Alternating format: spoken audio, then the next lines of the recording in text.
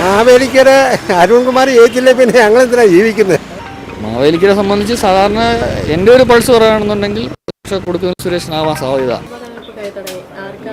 കൊടിക്കുന്നിലാണ് സാധ്യത. കൊടിക്കുന്ന സുരേഷ് ആയിരിക്കും. ഇല്ല, അരുൺകുമാറിന് വെല്ലുവിളി ആവത്തില്ല. നമസ്കാരം. ഈ അടുത്ത കാലത്തൊന്നും കണ്ടിട്ടില്ലാത്ത തരത്തിലുള്ള ഒരു ആവേശമാണ് മാവേലിക്കര മണ്ഡലത്തിൽ. കോൺഗ്രസിന്റെ കൊടിക്കുന്നിൽ സുരേഷിനെ ഹാട്രിക്ക് നൽകി 2019 ലോക്സഭയിലേക്ക് അയച്ച മണ്ഡലമാണ്. പാർലമെന്റിലേക്ക് 4ാം വട്ടവും പറക്കാൻ ലക്ഷ്യമിട്ട് കൊടിക്കുന്നിൽ ഇറങ്ങുമ്പോൾ CPI ഇറക്കിയിരിക്കുന്നത് ശക്തനായ എതിരാളിയായ CA അരുൺകുമാറിനെ. BDJS സ്ഥാനാർത്ഥിയായ ബൈജു കലാശാലയും ഒപ്പം പോരുന്നുണ്ട്. സംസ്ഥാനത്തെ ഏറ്റവും വാശിയേറിയ മത്സരം നടക്കുന്ന മണ്ഡലങ്ങളിൽ ഒന്നായി മാവേലിക്കര മാറുമ്പോൾ ആര് വാഴും ഇക്കുറി മാവേലിക്കരയിൽ? ജനങ്ങളുടെ അഭിപ്രായം തേടിയുള്ള ഒരു യാത്രയിലേക്ക്.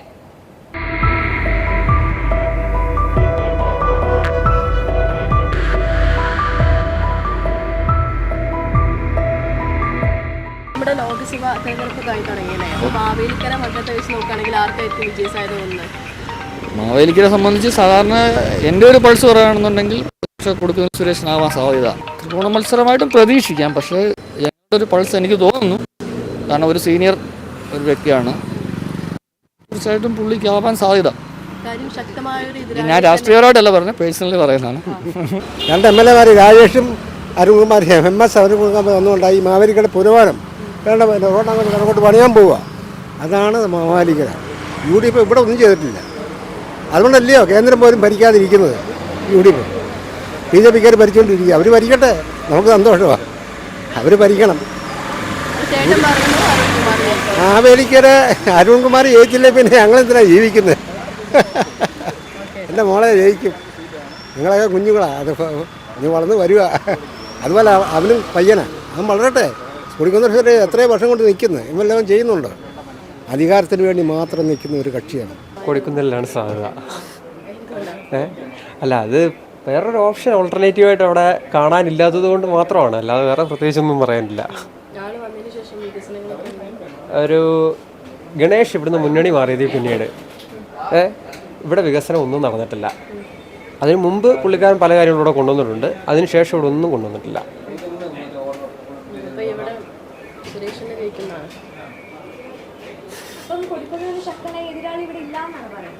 കൊടിക്കുന്നിലിന് ശക്തനെന്നല്ല, പുള്ളിക്കാരൻ്റെ ഇതുവരെയുള്ള ഭൂരിപക്ഷവും മറ്റുള്ള ഡീറ്റെയിൽസും വെച്ച് ഞാൻ പറഞ്ഞതാണ് പുള്ളി അതിനാവാനുള്ള സാധ്യതയുള്ളൂ.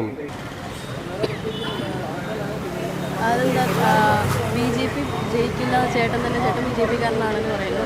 ചേട്ടൻ അത്ര ഉറപ്പില്ലാത്തതിൻ്റെ കാര്യം പിന്നെ പബ്ലിക് നമ്മളൂടെ കൂടുന്നില്ല. ഞങ്ങളെ പിന്നെ NDA സർക്കാർ ചെയ്തിട്ടുള്ള പ്രവർത്തനങ്ങൾ ഉൾക്കൊള്ളുന്നില്ല ആൾക്കാർ. ഇപ്പം പറഞ്ഞു കഴിഞ്ഞാൽ നരേന്ദ്രമോദി സർക്കാർ ചെയ്തത് 1 വർഷത്തിൽ 6000 രൂപ പെൻഷൻ കൊടുക്കുന്നുണ്ട്. ഇപ്പോൾ തന്നെ മറ്റിടത്തിൽ തന്നെ പല പല കാര്യങ്ങൾ, അതായത് പിന്നെ ഉജ്ജ്വല യോജന, പിന്നെ വെള്ളത്തിൻ്റെ കാര്യം, പിന്നെ ഇപ്പോൾ സോളാർ പാനൽ വെച്ചിട്ട് 35,000 മുതൽ 75,000 രൂപ വരെ സബ്സിഡി കൊടുത്തിട്ട് കാര്യങ്ങൾ ചെയ്യുന്നു. അപ്പോൾ അങ്ങനെ വികസനത്തിൻ്റെ മുമ്പിൽ വരുന്നതാണ് NDA സർക്കാർ ഇച്ചിരി മുമ്പിലാണെന്നുള്ള ഒരു വിശ്വാസം എനിക്കുണ്ട്. പക്ഷേ അത് നമ്മുടെ കേരളത്തിൽ ഇവിടെ നടക്കുമോ എന്നുള്ള കാര്യത്തെപ്പറ്റി താല്പര്യമില്ല. കാരണം നമ്മുടെ അണികൾ നമ്മളോട് കൂടെ ചേരുന്നില്ല. ഈ ആനുകൂല്യങ്ങളെ ഉൾപ്പെടുത്തിയിട്ട് അവരൊന്നും ഇതൊന്നും സഹകരിക്കുന്നില്ല. അത്രയേ ഉള്ളൂ കാര്യം. അരുൺകുമാറിന് കൊടുക്കുന്ന സുരേഷ് ഒരു വെല്ലുവിളി ആവാൻ സാധ്യതയുണ്ട്. കാര്യം 4ാം തവണയാണ് ഇപ്പോൾ മത്സരിക്കാൻ ഇറങ്ങിയത്. ഇല്ല, അരുൺകുമാറിന് വെല്ലുവിളി ആവത്തില്ല. കൊടുക്കുന്ന സുരേഷിനാണ്. എന്തുകൊണ്ടാണ് അങ്ങനെ തോന്നുന്നത്? അങ്ങനെ നല്ല മനുഷ്യനായിട്ട് ആള് വന്നതിന് ശേഷം ഇവിടെ ഒരുപാട് വികസനങ്ങളൊക്കെ ഉണ്ടായിട്ടുണ്ടോ? 4ാം തവണയല്ലേ മത്സരിക്കുന്നത്? 4ാം തവണയല്ലേ മത്സരിക്കുന്നത്? ഞാൻ തോന്നുന്നു, എനിക്ക് കറക്റ്റ് അറിയത്തില്ല. അങ്ങനെ ഞാൻ തോന്നുന്നു, എനിക്ക് കറക്റ്റ് അറിയത്തില്ല. അപ്പോൾ ചേച്ചിയുടെ വോട്ട് ചേച്ചി കൊടുക്കുന്നത് സുരേഷിനായിരിക്കും? ഉറപ്പായിട്ടും.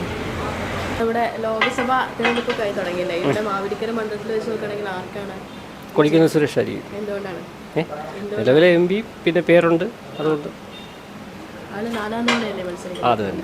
അപ്പം എങ്ങനെയാണ് അതിന്റെ വികസനങ്ങളും കാര്യങ്ങളൊക്കെ?